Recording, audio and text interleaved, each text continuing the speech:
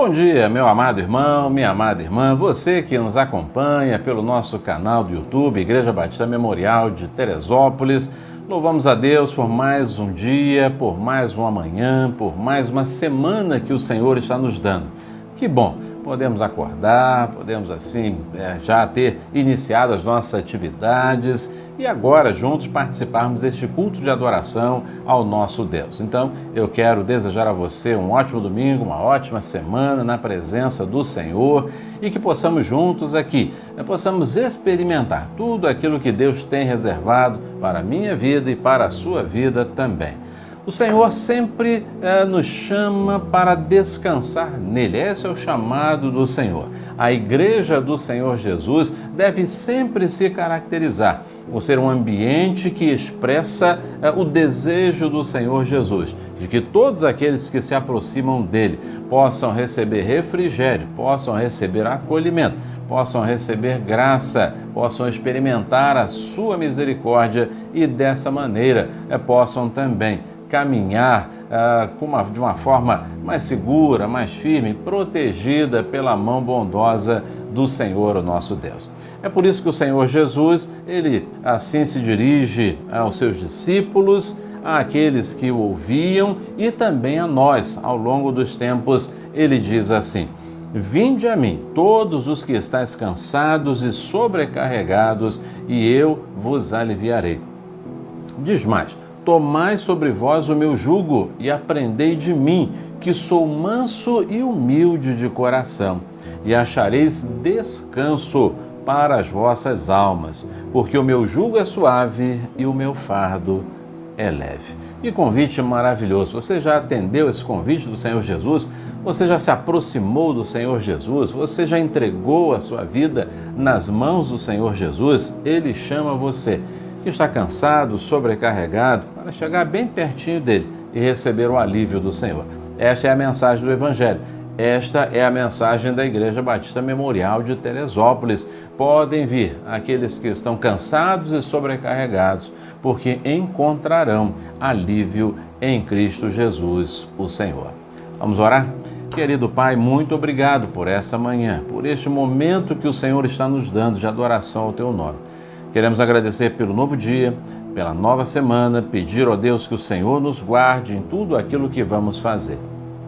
Ó Deus amado, recebe o nosso culto, tudo aquilo que vai acontecer aqui nesta manhã e que de uma forma toda especial o Senhor possa conduzir as nossas mentes, nosso coração, revigorar a nossa fé, trazer, ó Deus, um alívio para todos aqueles que estejam sobrecarregados, estejam cansados, estejam oprimidos, que o Senhor possa salvar, que o Senhor possa curar os enfermos da alma, os enfermos do corpo, que o Senhor possa libertar todos aqueles que estejam cativos, sejam libertos em nome do Senhor Jesus. Continue conosco, em nome de Jesus nós oramos.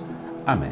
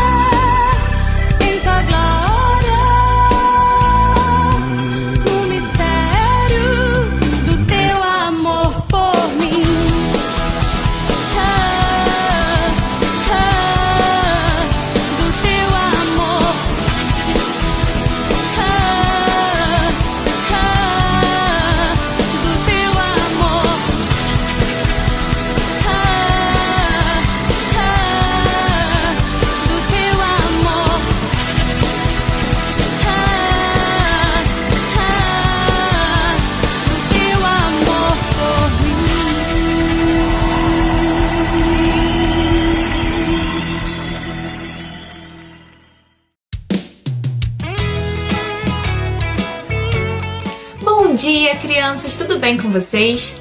Olha, amanhã é um dia muito legal. Vocês sabem que dia é? É o dia das crianças! É o dia de cada um de vocês! E hoje, para comemorar o Dia das Crianças, a gente vai falar da história de uma criança também. E essa era uma criança muito, muito especial. O nome dela era Jesus. Jesus também foi criança, assim como cada um de nós também já foi criança. Certo dia, os pais de Jesus, José e Maria, foram até a cidade de Jerusalém para celebrar a Páscoa. E naquela época era costume que todo ano o povo fosse até Jerusalém para poder comemorar a Páscoa. E eles passavam vários dias lá para poder celebrar. E dessa vez eles decidiram que já era tempo de levar o menino Jesus, que na época tinha 12 anos. Então, eles foram para Jerusalém e celebraram e aproveitaram muito a festa da Páscoa. Ao final dos dias, José e Maria decidiram que já era hora deles voltarem para casa, junto com o grupo de pessoas que eles estavam.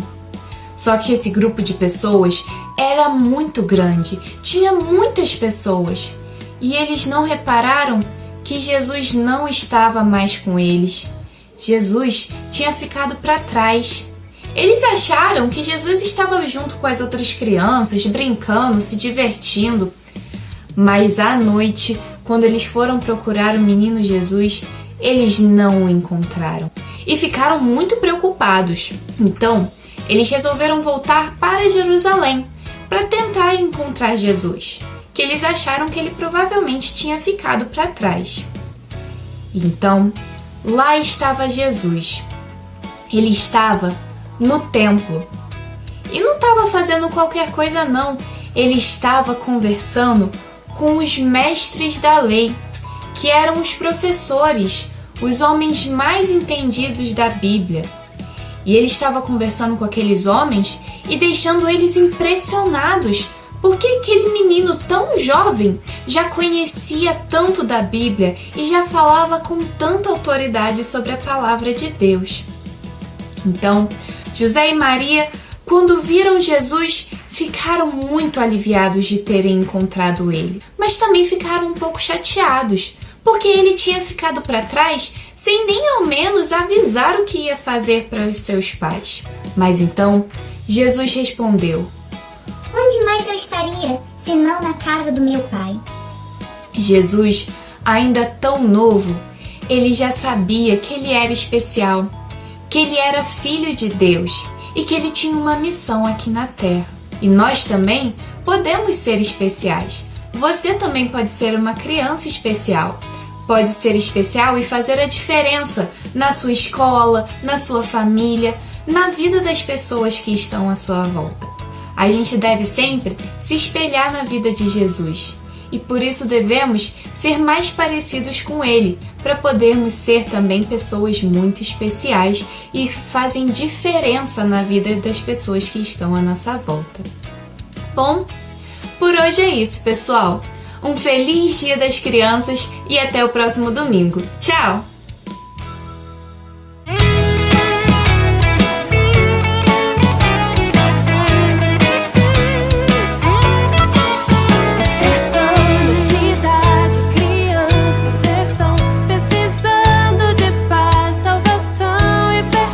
Não conhecem Jesus, nunca ouviram falar do amor diferente, capaz de salvar.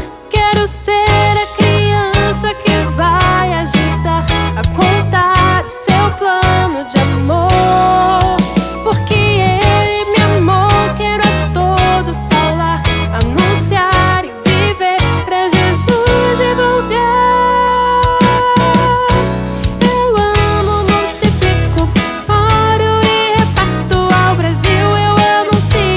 Jesus é Senhor, amo, multiplico, oro e reparto, transformado pelo amor. Eu amo, multiplico, oro e reparto, ao Brasil eu anuncio que Jesus é Senhor. Amo, multiplico, oro e reparto, transformado pelo amor.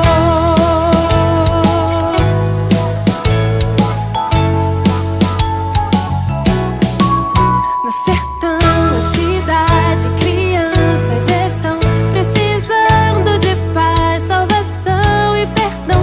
Não conhecem Jesus, nunca ouviram falar do amor diferente, capaz de salvar. Quero ser a criança que vai ajudar a contar o seu plano de amor. Porque Ele me amou, quero a todos falar, anunciar e viver pra Jesus divulgar. Eu amo, multiplico, oro e reparto, ao Brasil eu anuncio que Jesus é Senhor. Amo, multiplico, oro e reparto, transformado pelo amor. Eu amo, multiplico, oro e reparto, ao Brasil eu anuncio que Jesus é Senhor. Amo, multiplico, oro e reparto, transformado pelo amor. Amo, multiplico, oro e reparto. Amo, multiplico, oro e reparto. Amo, multiplico, oro e reparto. Amo, multiplico, oro e reparto. Eu amo, multiplico, oro e reparto, ao Brasil eu anuncio que Jesus é Senhor. Amo, multiplico, oro e reparto, transformado pelo amor. Eu amo, multiplico, oro e reparto, ao Brasil eu anuncio que Jesus é Senhor. Amo, multiplico,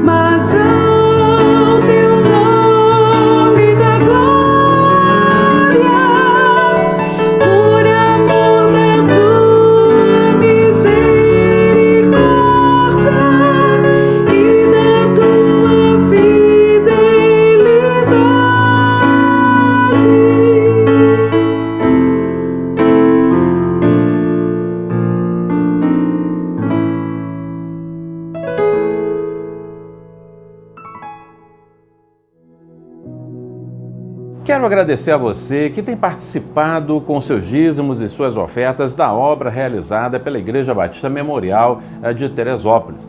Com as ofertas e com os dízimos, a obra do Senhor é mantida aqui e até os confins da terra, com a participação da igreja nos eventos e nos projetos evangelísticos realizados aqui em nosso país, nas terras africanas, na Europa, em outros lugares da terra e até os confins do mundo. E o nosso desejo é que cada oferta possa ser utilizada para a glória do Senhor, com responsabilidade, com amor, com o desejo de fazermos sempre o melhor para o nosso Deus. Então, estamos disponibilizando para você o nosso banco, a nossa agência, a nossa conta e também o CNPJ de nossa igreja, para que você possa fazer os depósitos e as transferências pelo seu aplicativo. Também você tem em sua tela o QR Code. Com essas informações, você pode aproximar o seu celular e, desta maneira, obter as informações bancárias da Igreja Batista Memorial de Teresópolis. Nós agradecemos a sua participação, que, com toda certeza, ajuda a levar o Evangelho de Jesus Cristo até os confins da terra. Que Deus o abençoe de uma maneira toda especial. Amém.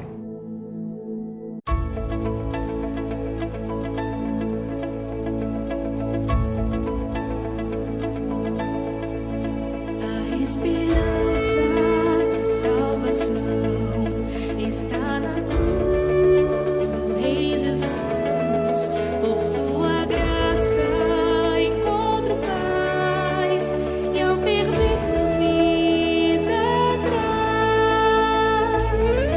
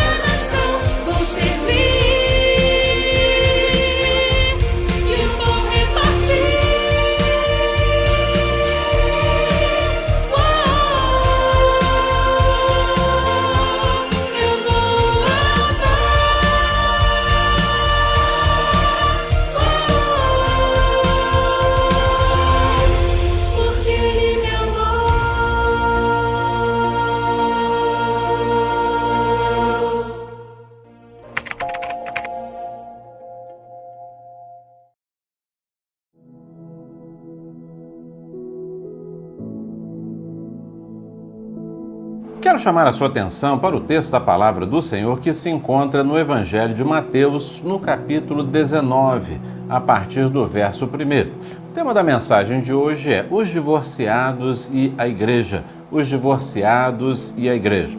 Quero a sua atenção para este tema, para este assunto que desejo, então, de maneira mais objetiva possível, tratar com você nessa manhã. Então vamos ao texto. Evangelho de Mateus, capítulo 19, a partir do verso 1, diz assim a palavra do Senhor. Tendo Jesus falado essas palavras, partiu da Galiléia e foi para a região da Judéia, para o outro lado do Jordão. E grandes multidões o seguiram, e ele as curou ali. Aproximaram-se dele alguns fariseus que o colocaram à prova, perguntando: é permitido ao homem divorciar-se da sua mulher por qualquer motivo? Jesus respondeu: não lestes que desde o princípio o Criador os fez homem e mulher e ordenou: por isso o homem deixará pai e mãe e se unirá à sua mulher, e serão os dois uma só carne? Assim não são mais dois, mas uma só carne. Portanto, o que Deus uniu, o homem não separe. Eles lhe responderam: então por que Moisés mandou dar-lhe documento de divórcio e mandá-la embora? Ele lhes disse: foi por causa da dureza do vosso coração que Moisés vos permitiu se divorciar da vossa mulher, mas não foi assim desde o princípio.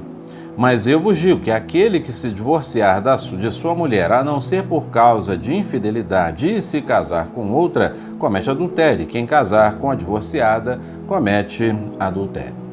Querido, este é um tema bastante necessário para este momento. A Igreja do Senhor Jesus é um corpo vivo.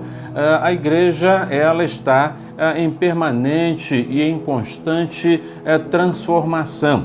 Não se trata de uma simples organização, de uma organização monolítica, rígida, mas a Igreja responde ao seu tempo e responde às necessidades que estão ao seu redor. Por exemplo, na estrutura da igreja, não vemos, muitas vezes, e quando olhamos para a Bíblia, não encontramos algumas situações que estão na Bíblia, mas que com o passar do tempo se tornaram necessárias dentro de uma estrutura organizacional, que no Novo Testamento é muito simples e é muito resumida.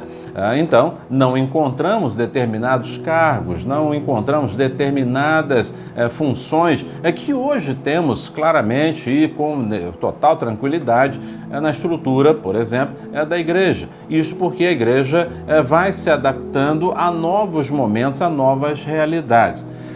Ela precisa, portanto, compreender como dialogar com o seu tempo, como viver no seu tempo, como agir em relação ao seu tempo. A maneira de fazer da igreja pode mudar. A única coisa que não pode mudar é a palavra de Deus. A palavra de Deus é imutável e ela se aplica, portanto, a todo tempo, a todo momento, e ela não pode ser jamais e em tempo algum negociada. O tema que estamos abordando hoje, os divorciados e a igreja, responde a uma preocupação que não é deste pastor. É uma preocupação que foi levantada em ambiente, primeiramente, de diretoria da igreja, depois, de uma forma indireta, esse tema foi levantado na última assembleia de nossa igreja e se desdobrou em algumas discussões e debates fora do ambiente adequado, do ambiente propício, mas ainda dentro dos limites da igreja. Considerando que em nosso rol de membros abrigamos diversos irmãos que são divorciados e casados segunda vez, e considerando que este é um tema importante e relevante, dada a maneira e a forma como foi suscitado. E considerando que não podemos ficar em dúvida sobre questões, é que trago esta palavra, uma palavra bíblica e pastoral, com a qual pretendo orientar o rebanho, a Igreja Batista Memorial de Teresópolis, e que pode servir também para aqueles que, embora não façam parte da Igreja Batista Memorial de Teresópolis, tenham dúvidas ou estejam passando por esta situação também. Então, quero abordar esse tema a partir de alguns pontos que destaco, portanto, nessa manhã. Primeiramente, quero tratar sobre o divórcio na Bíblia e faço uso aqui, hoje em especial, das minhas notas, para que nenhum detalhe eventualmente possa ficar esquecido. Quando nós olhamos para a palavra de Deus, para o texto que acabamos de ler e de dar base a essa mensagem, nós encontramos o Senhor Jesus em sua plena atividade ministerial. Ele está fazendo aquilo que ele veio fazer, ele está curando, ele está ensinando, ele está libertando, ele está abençoando vidas. Ele é então procurado por fariseus. Os fariseus formavam um grupo religioso chamado pelos comentaristas bíblicos, pelos estudiosos do Novo Testamento, de partido religioso. A religião judaica era dividida em partidos religiosos, saduceus, fariseus, dentro do contexto da vida religiosa e social de Israel, dos judeus, tinham os herodianos, que eram ligados mais à monarquia, e tinha também os estudiosos da lei, os doutores da lei, os escribas, enfim. Os fariseus eram um grupo extremamente zeloso, extremamente preocupado com o cumprimento estrito da lei. Eram muito detalhistas, eram muito cuidadosos e exigentes em relação ao cumprimento de tudo aquilo que pudesse estar nas Escrituras e nos desdobramentos dos mandamentos que rabinos do passado tinham feito. De um mandamento tinham desdobrado para vários. Os fariseus, eles tinham um zelo tão grande, que eles faziam uma espécie de um checklist, de tudo aquilo que era necessário ser feito em um dia. E eles então somavam e observavam mais de 600 mandamentos mandamentos originais foram desdobrados e eles exigiam o cumprimento de tudo aquilo. Jesus, em vários momentos, teve embates com os fariseus, uma vez que a sua preocupação não era em viver a palavra de Deus, em viver os mandamentos do Senhor, mas a preocupação daqueles fariseus era meramente religioso, era apenas de um cumprimento ritual de tudo, rigorosamente. Jesus, então, traz o espírito da lei e privilegia o espírito da lei em função do mero ritualismo, da mera religiosidade, que era, enfim, a consequência final de todo aquele rigor dos fariseus. E eles chegam a Jesus com uma pergunta, com uma questão. Eles vão a Jesus e perguntam sobre o divórcio. Eles começam o seu diálogo com Jesus dizendo assim: é permitido ao homem divorciar-se de sua mulher por qualquer motivo? Por qualquer motivo? Eles então trazem a questão do divórcio para ser tratado pelo Senhor Jesus. É interessante que o Senhor Jesus trata dessa questão de uma forma diferente. Ele não entra na questão que é levantada. Jesus primeiramente trata do casamento. E é exatamente por aí que nós então devemos começar. A compreensão do casamento. O que é o casamento? E o Senhor Jesus ensina, em linhas gerais, o Senhor deixou muito claro que o casamento é de origem divina. Deus mesmo criou no começo de todas as coisas o casamento para a bênção do homem. O casamento, além de ter origem divina, ele é celebrado pelo próprio Senhor.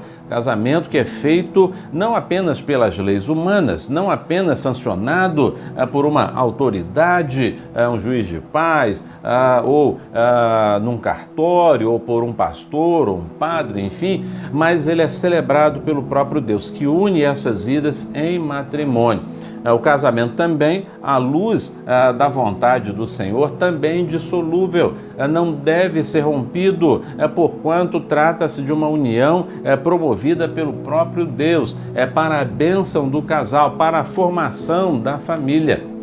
O Senhor, então, se concentra primeiramente em ensinar a respeito do que é o casamento. A Bíblia, no Novo Testamento também, Paulo enfatiza isso, mostra depois, em Apocalipse vemos também, que a união, o encontro de Jesus com a sua igreja é exemplificado, é simbolizado com o ato do casamento, uma cerimônia nupcial e, portanto, mostra a importância do casamento. Mas é importante destacar que a Bíblia não une o casamento à salvação. A doutrina católica romana liga o casamento como um dos elementos indispensáveis para fazer parte da igreja como obra salvadora de Deus, de Jesus Cristo. Então, nós não cremos dessa maneira. O casamento não coopera, assim como nada coopera para a salvação. A salvação é ato único exclusivo do Senhor Jesus e é pela graça, não é por sacrifícios, pelo cumprimento de ordenanças ou de sacramentos, mas é salvação única e exclusivamente concedida pelo Senhor Jesus. Logo, o casamento não está atrelado, não está ligado à salvação, que é operada unicamente pelo Senhor Jesus. Mas o divórcio ele está presente, se faz presente nas relações conjugais e humanas, e ele também foi tratado pela lei de Moisés. Moisés, então, dá essa seguinte lei, que é a lei evocada pelos fariseus nesse encontro com o Senhor Jesus, lá em Deuteronômio, capítulo 24, verso 1. Mas o texto diz assim, preste atenção: quando um homem tomar uma mulher e se casar com ela, então será que, se não achar graça em seus olhos, por nela encontrar coisa indecente, far-lhe-á uma carta de repúdio e lhe a dará na sua mão e a despedirá de sua casa. É isto que a letra da lei de Moisés fala. Embora fale no divórcio, mas fala de um motivo específico. E qual é o motivo específico? Encontrar nela alguma coisa indecente. Você pode dizer assim, mas isso é um motivo muito vago. Sim, sem dúvida, mas é um motivo, né? Aqui os fariseus estão perguntando sobre qualquer motivo que pode ser encaixado aqui. Se você quiser enquadrar aqui qualquer coisa indecente, mas eles estão ampliando esta margem, que já é uma margem folgada o suficiente, eles estão ampliando e trazendo essa como sendo qualquer motivo, por qualquer possibilidade. Então, é interessante destacar o seguinte: primeiro, Jesus não desdiz a realidade do divórcio. Ele não diz que Moisés estava errado e ele não nega a possibilidade do divórcio. Também é interessante que os fariseus estão propondo uma ampliação perigosa demais, ampla demais, de um motivo que já é vago, apresentado na lei de Moisés. Eles estão dispostos a alargar ainda mais, acrescentando qualquer motivo. E Jesus vai explicar que ambas as situações, elas na realidade respondem à dureza do coração.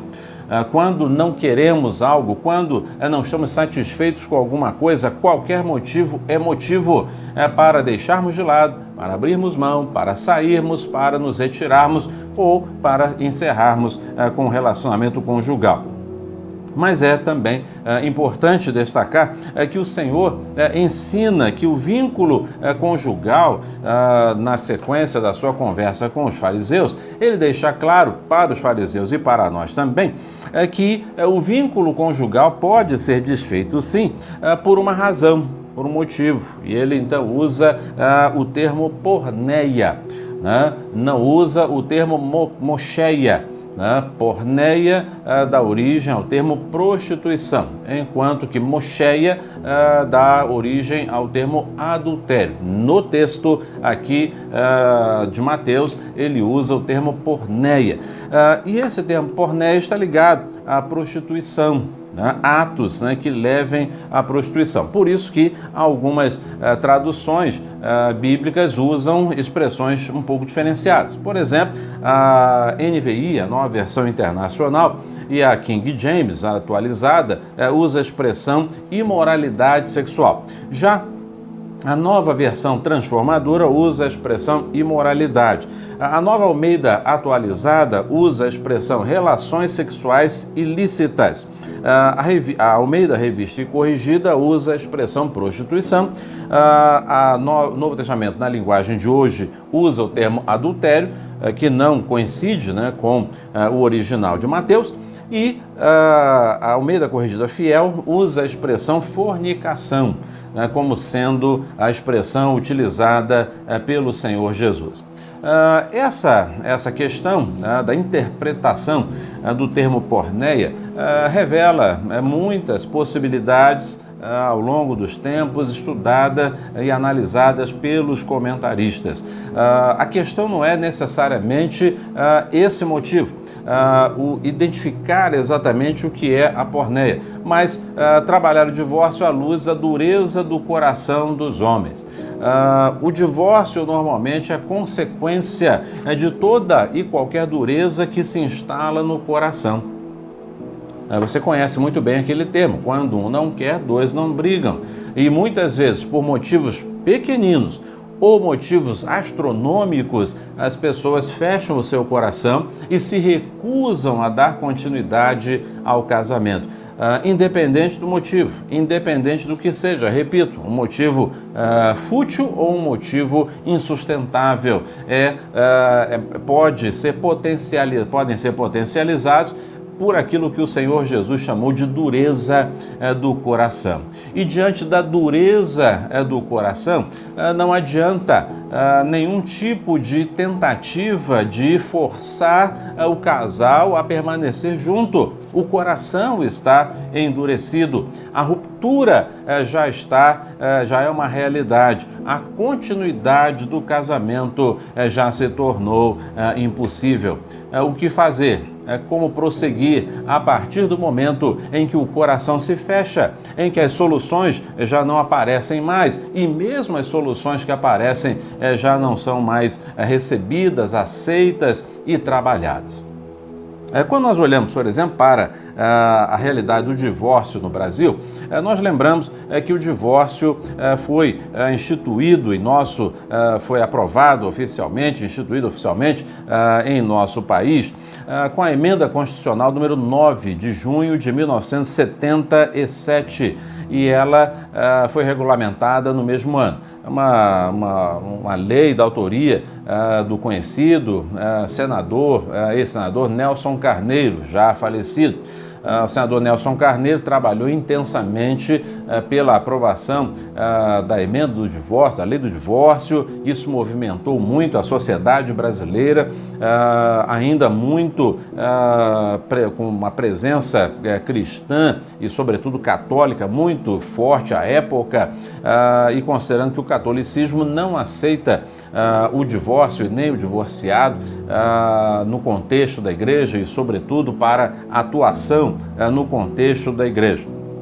Isso motivou muitos debates naquele período em especial para discutir, especialmente nas igrejas, para discutir qual seria o papel e o lugar do divorciado na igreja.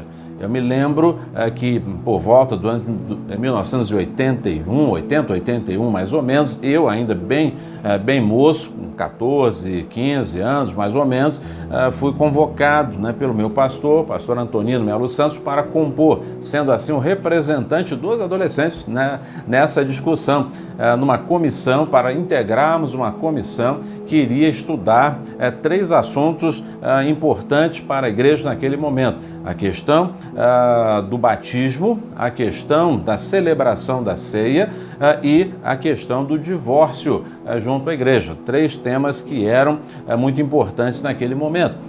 E eu, como adolescente, representei os adolescentes naquela comissão, o que foi, sem dúvida, um momento muito especial para a minha vida, para a minha formação, para o meu crescimento espiritual. Mas o divórcio precisa ser encarado pela igreja local. O divórcio portanto, uma questão importante, tratada pela igreja e enfrentada das mais variadas maneiras desde então.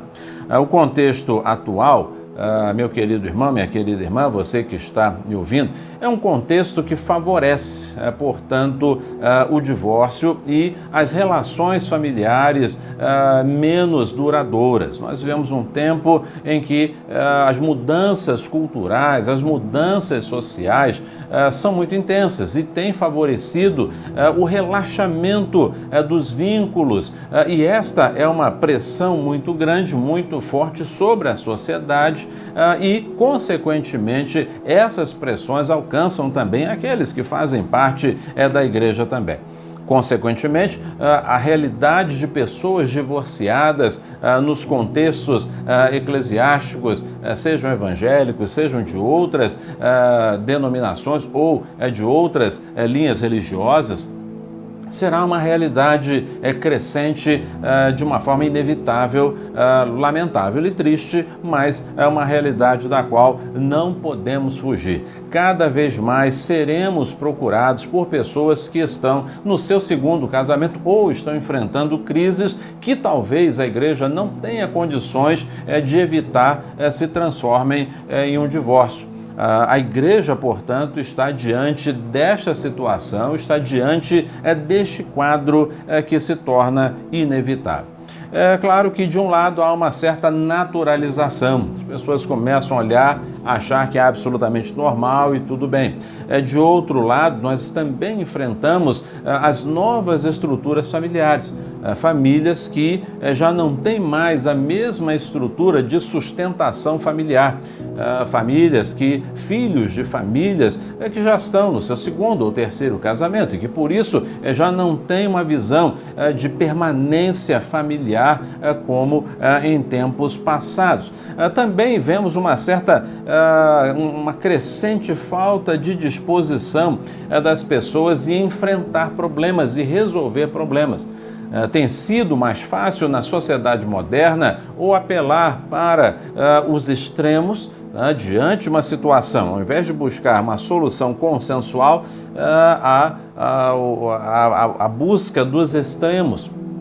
E os extremos acabam não dialogando, então é muito mais fácil e considerado normal nos dias atuais a permanência de cada um no seu extremo e, portanto, a não busca de uma solução que possa caminhar para o centro, para o consenso, para a solução dos problemas. Também, em muitas famílias, os problemas já não são mais enfrentados, são descartados. As famílias acabam se tornando descartáveis e, para atender a essa nova realidade social e cultural, as leis vão sendo facilitadas, vão sendo ampliadas e, com isso, a possibilidade, a facilidade maior com que se descarta o vínculo conjugal se torna também um fator facilitador para que o divórcio ganhe espaço e ganhe campo em nosso meio. Qual a palavra pastoral diante deste tema? Qual é a palavra pastoral diante dessa questão? Querido irmão, membro da Igreja Batista Memorial, você que está nos acompanhando neste momento, meu entendimento pastoral e a minha postura pastoral neste momento é norteada por alguns pontos que eu quero deixar claro para você nessa oportunidade. O primeiro passo que é preciso ser dado nesse tema é, sem dúvida, o passo dado pelo Senhor Jesus na sua resposta aos fariseus. Os fariseus chegam para Jesus e perguntam sobre o divórcio, mas Jesus ensina sobre o casamento em primeiro lugar. Ele lança luzes sobre o casamento, ele ensina sobre a importância do casamento e da família. Senhor Jesus enfatiza que o plano de Deus, prioritariamente, não é o divórcio, mas é o casamento, é a família, é a vitória sobre os problemas naturais que surgem para todo casal, para todas as famílias, em todos os lugares da terra. A caminhada familiar nunca é absolutamente tranquila, liberta de lutas e de adversidades. E é exatamente por isso que o primeiro passo, papel fundamental, pastoral e da igreja, será sempre o de fortalecimento da vida conjugal, dos laços familiares. Essa é o primeiro passo, mas não numa retórica moralista, numa retórica oportunista ou política. Tem muita gente usando o nome da família, falando em nome da família e defendendo valores por mero moralismo ou por mero oportunismo, argumentos de ocasião. Não é isso. O Senhor Jesus, ele trouxe a palavra e disse desde o princípio, este é o plano de Deus, a família e o fortalecimento da família. Mesmo aqueles que entendem que a família, chamada tradicional, está desatualizada, mesmo aqueles que propõem novas organizações familiares, que já são uma realidade também em nosso dia a dia, casais homoafetivos, por exemplo, mesmo ou outras modalidades de família, mesmo assim percebam, a família não é descartada. E por que a família não é descartada, ainda que numa proposta de novas formações? Porque o ser humano precisa da família. O ser humano precisa viver em família. O ser humano precisa ter um ninho, um aconchego, a intimidade que as relações familiares proporcionam. Então a família, mesmo para aqueles que são contrários à ideia da família, acham que a família está ultrapassada, mesmo essas pessoas precisam de uma família, precisam estar ligados a uma família. É uma necessidade inerente ao ser humano. Então, o primeiro passo que devemos tomar sempre é o passo que foi dado pelo Senhor Jesus: valorizar a família, a importância do relacionamento familiar, a importância da vivência em família, a importância daquilo que a família traz para o ser humano. Segunda coisa que quero enfatizar é que nós devemos entender que o divórcio realmente não é algo normal. E por isso não pode ser naturalizado. Afinal, ninguém se divorcia sorrindo, ninguém se divorcia com festa, ninguém se divorcia pulando alegremente. Todo divórcio traz traumas, traz rupturas, traz tristeza, toda a separação traz dor, traz marcas, traz questões que ficam e permanecem. Todo o divórcio representa planos frustrados, sonhos interrompidos. Então, evidentemente, não é algo natural, não é algo normal. E é por isso que o Senhor Jesus enfatiza primeiramente o casamento, porque ele sabe perfeitamente que a realidade do divórcio traz sempre uma dor e deixa sempre uma marca não muito boa.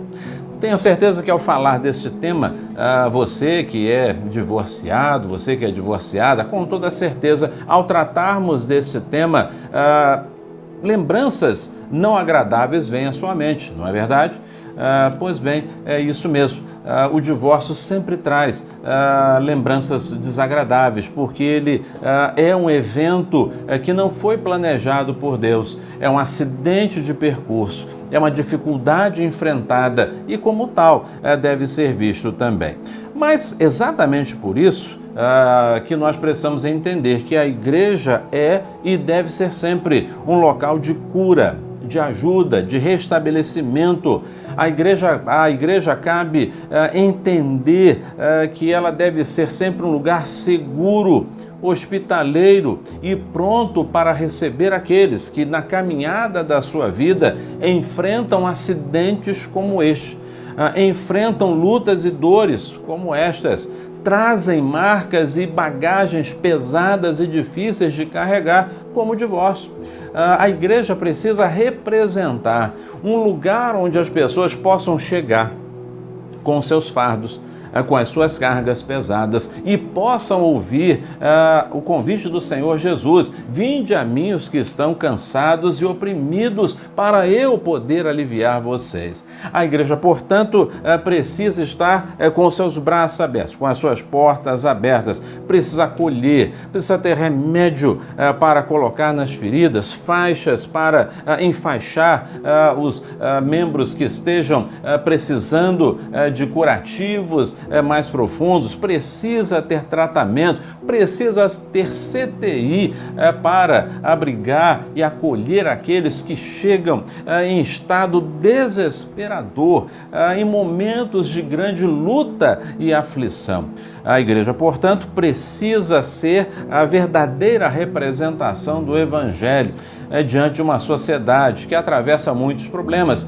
Dentre esses problemas, os problemas que afetam a família, e dentre os problemas que afetam a família, o divórcio e as consequências, portanto, do divórcio. Além disso, a igreja deve se caracterizar por ajudar casais que estejam vivendo crises graves no seu relacionamento.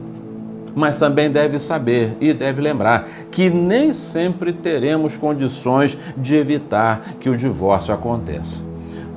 Nem sempre teremos essa condição, nem sempre teremos os elementos necessários, até porque a igreja não pode interferir na vida das pessoas, ajudar, orientar, acompanhar, orar, mas ela não pode interferir e determinar o que vai acontecer na vida das pessoas.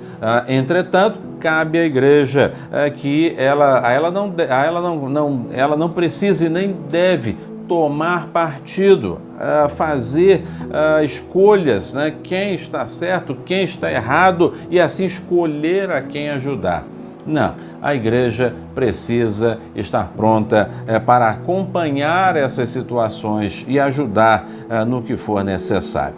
É importante também entender que, segundo a palavra do Senhor Jesus, o divórcio sem motivação bíblica é pecado. Sim, o divórcio sem motivação bíblica é pecado. Assim como é pecado tudo aquilo que desagrada a Deus.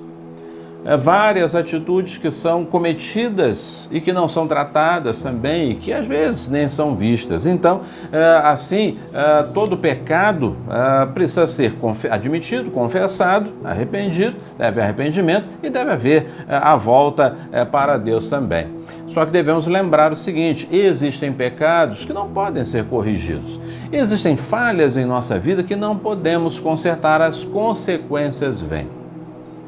O divórcio, como disse o Senhor Jesus, é muitas vezes, talvez na maior parte das vezes, à luz da palavra do Senhor Jesus, resultado da dureza do coração. Quando o coração se fecha, quando opiniões se solidificam em pontos opostos, quando então não se consegue enxergar que o divórcio seria muito pior do que o enfrentamento do problema e a busca de uma solução, e então vem o divórcio e traz consequências.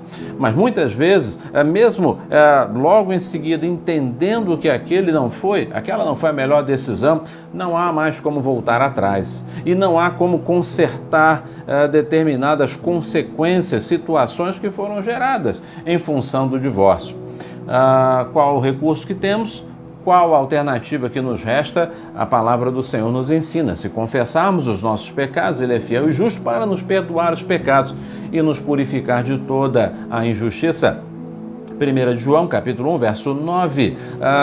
Não é necessário ninguém carregar o peso de um pecado para a vida inteira e para toda a eternidade. Mas assim como qualquer outro pecado, o endurecimento do coração e, como consequência, o divórcio é um pecado que deve ser confessado a Deus. Aquilo que possa ser consertado deve ser consertado. Aquilo que não pode mais ser consertado, entregue nas mãos de Deus. E a vida com Cristo deve seguir baseado na misericórdia e na graça do Senhor. O papel da igreja não é acrescentar dores, fardos, mas levar a reparação, a restauração e a ajudar para que novos erros não aconteçam no futuro. Existem casos marcantes e bem marcados e bem definidos nessa questão? Sim, com toda certeza. E quando existem situações muito claras e evidentes, a igreja precisa, evidentemente, se posicionar e de uma forma muito clara. Não há como. E por mais que eu possa ser criticado nesta palavra que darei agora, mas quero enfatizá-la com toda a minha segurança. Não há como a igreja compactuar, não há como a igreja tolerar abusos que são impostos ao cônjuge, né? Muitas vezes, e notadamente contra a esposa. Não é possível admitir e tolerar a violência doméstica. Não é possível tolerar a infidelidade contumaz. Não é possível admitir riscos à esposa, aos filhos, ao cônjuge. Não é possível. Isso depõe contra o Evangelho e não pode ser tolerado de forma alguma. A igreja jamais pode induzir, insistir ou obrigar alguém a ficar ao lado de alguém que está ameaçando a sua própria vida. Ou reduzindo a sua vida a condições indevidas, a condições que contrariam frontalmente o Evangelho e o ensino de Cristo Jesus. A igreja jamais poderá exigir, por exemplo, que uma esposa continue vivendo com um marido espancador e que coloque a sua vida em risco, sendo ele um pastor, sendo ele um diácono, sendo ele o crente de melhor oferta na igreja. Não importa, mas ele nunca adulterou, ele só bate na esposa. Isso não é argumento em hipótese alguma. E essa esposa não pode ser obrigada a viver com esse marido. Querido irmão, a igreja precisa sim ter posições muito claras e definidas em relação a essa questão. Por outro lado, a igreja não pode obrigar alguém a ficar aguardando por um cônjuge que se foi por vontade própria. A igreja não pode penalizar alguém que, embora desejando manter o seu casamento, vê o seu cônjuge indo embora e não desejoso de retornar. A igreja não pode lançar mais uma culpa, não pode lançar mais um fardo, não pode bloquear a caminhada deste que não por sua vontade, mas pela vontade de outro, por motivo fútil e injustificado, deixa-o lá, em busca de uma felicidade que acha que não existe dentro da sua casa, por um tempo que acha que perdeu e que deseja recuperar, ou por simplesmente não querer enfrentar situações que podem ser sim resolvidas, mas que aquele coração se endureceu e não deseja mais, embora a outra parte deseje, tenha todo o interesse em restaurar. Mas quando uma pessoa dentro da relação conjugal não deseja uma solução, esta solução não pode se realizar. Casamento envolve um relacionamento a dois e, portanto, implica na ação e na atitude dos dois. Queridos, também em condições normais, bíblicas, justificáveis, o divorciado sim pode ingressar na vida cristã, pode dar continuidade à sua vida cristã sem restrições, pode avançar na sua fé, não pode ser impedido pelo seu cônjuge que se foi por vontade própria ou do qual se separou por um motivo justificável, bíblico ou justificável plenamente diante de Deus, diante da sociedade, diante de todos nós. Vivemos um tempo em que a mensagem de Jesus Cristo não pode ser confundida com uma mensagem discriminatória, intolerante e que exclua. A mensagem do Evangelho sempre será a mensagem do Evangelho. Não estamos torcendo e nem propondo uma adequação da mensagem do Evangelho, de forma alguma. Até porque não há necessidade, porque o Evangelho, por sua própria essência, ele não é discriminador, ele não é intolerante e ele não exclui ninguém. Essa é a essência do Evangelho. O Senhor Jesus chama a todos à sua presença para transformar, para fazer vidas novas, para agir e mudar o rumo das pessoas. Jesus acolhe a todos e a proposta do Evangelho é de transformação de vidas. Por isso, o Evangelho acolhe a todos e não discrimina a ninguém. O homem que vai, a mulher que vai, a pessoa que vai à presença de Jesus Cristo, o Senhor, e se entrega a Cristo como Salvador e Senhor, o próprio Espírito Santo inicia uma obra de transformação neste coração, que não é forçada pela igreja, não se adequa a valores meramente moralistas, não. Mas a atuação poderosa e transformadora do Espírito Santo, que começa a trabalhar no coração de todo aquele que vai à presença do Espírito Santo, de Jesus Cristo, pela condução do Espírito Santo de Deus. Jesus não discrimina, não é intolerante nem exclui, recebe a todos, e a todos que vão a Ele transforma e abençoa. Quero concluir dizendo algumas brevíssimas palavras mais para não cansar você que está me acompanhando nesse momento. Quero dizer que a nossa igreja abriga em seu hall de membros casais em seu segundo casamento. Todos foram e continuam sendo amados, acolhidos e plenamente liberados para atuarem e a manifestarem os seus dons nessa porção do Reino de Deus, chamada Igreja Batista Memorial de Teresópolis. Segunda coisa que quero falar nesse contexto de conclusão é que o papel pastoral sempre será o de ajudar famílias e casais, tendo ao seu lado o ministério de casais, que igualmente deverá sempre atuar em afinação com o seu pastor, tendo em vista buscar os meios de atuar na restauração de famílias, de casais, sem preconceitos, sem preferências e sem julgamentos. Também a Igreja Batista Memorial, na pessoa do seu pastor, repudia qualquer restrição que possa ser levantada no sentido de limitar, de discriminar quaisquer dos seus membros, pois sua ênfase é ser uma igreja acolhedora. Por isso, precisa manter a sua postura acolhedora. Mas caso haja alguma divergência de algum irmão nesse sentido, o meu pedido é que você venha falar comigo. E que você procure o seu pastor, que de uma maneira muito aberta estará pronto a conversar com você. O que não é recomendável é o tratamento de questões que precisam ser dirigidas ao foro próprio, ser discutidas por telefone, por WhatsApp, em corredores ou coisa parecida. Isso não fica bem para o espírito cristão. E ainda devemos lembrar que a Igreja Batista Memorial de Teresópolis é formada por pecadores transformados pelo Senhor Jesus Cristo.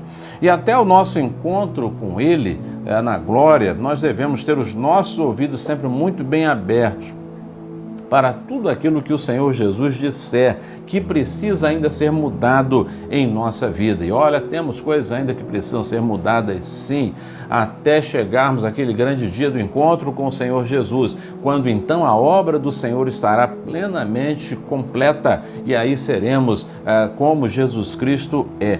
Mas até lá, somos pecadores transformados, humildes, que precisam estar olhando primeiro para a sua própria vida e verificando o que ainda precisa ser mudado, trabalhado, moldado pelo Espírito Santo de Deus, para que o coração do nosso Deus seja alegrado e para que possamos ser alvo do louvor para a glória do Senhor. Devemos lembrar ainda que a mudança em Cristo é possível e é fundamental. A Bíblia diz: se alguém está em Cristo, é uma nova criatura. As coisas velhas já passaram, eis que tudo se fez novo. É isso que o Senhor espera de cada um de nós, uma vida que corresponda ao Evangelho do Senhor Jesus. Isso não é obra do homem, mas é obra do Senhor Jesus na vida de todo aquele que ouve o que a mulher apanhada em adultério. Você deve conhecer esse texto com toda certeza. A mulher que foi apanhada em adultério. Engraçado, ela foi levada sozinha. O homem que estava com ela não foi levado à presença de Jesus. Note aí a injustiça, note aí o erro, note aí o equívoco. aquela mulher é apanhada em adultério e pelo fato dela ser mulher, ela já é então discriminada ali e levada sozinha. O homem é liberado, não, você vai embora, vai.